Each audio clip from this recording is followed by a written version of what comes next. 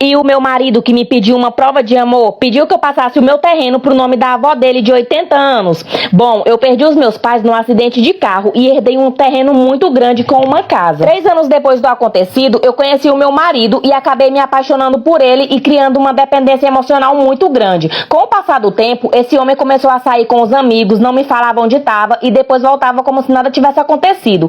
Quando eu levei ele para conhecer o meu terreno, ele ficou encantado, se mostrou bastante interessado no meu terreno. Perguntou por que eu não vendi uma boa parte do terreno e usava o dinheiro para abrir um negócio, porque o dinheiro não ficaria parado. E eu falei que não, que jamais iria vender o terreno dos meus pais, porque era a recordação que eu tinha deles. Ele deu risada da minha cara e falou que isso era bobagem. Depois que ele foi lá em casa, ele passou a insistir muito para que eu convidasse o pai dele para conhecer minha casa. O comportamento desse homem já havia mudado. Agora ele era um homem romântico, vivia me dando flores, presentes, toda hora me ligava e eu ali completamente apaixonada por ele. Convidei os pais dele para almoçar na minha casa e o pai dele ficou bastante interessado. Perguntou até se eu tinha a intenção de vender aquele terreno e eu falei que não. Gente, agora quem se mostrou ainda mais interessada no meu terreno foi a avó dele, mais do que o meu namorado e o pai dele. Todo o tempo ela falava o quanto ela seria feliz com o terreno daquele, que era o sonho dela ter um terreno como o meu. Com o tempo, todas as reuniões em família do meu namorado eram feitas na minha casa e eu me sentia parte daquela família. Eu achei que estava sendo bem recebida por todos ali.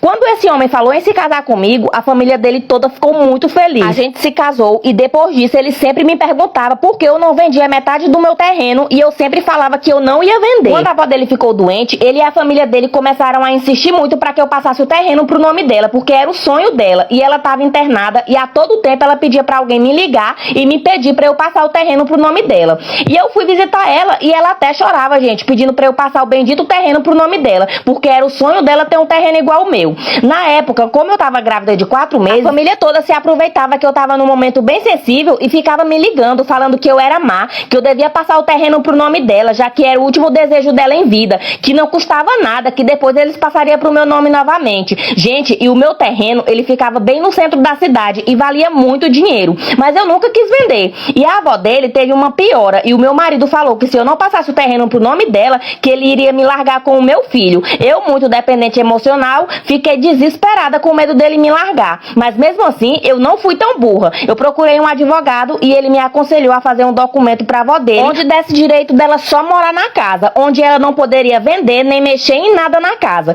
E assim eu fiz. Eu não contei isso pra ninguém e só pedi os documentos dela, dizendo que era pra passar o terreno pro nome dela. Nossa,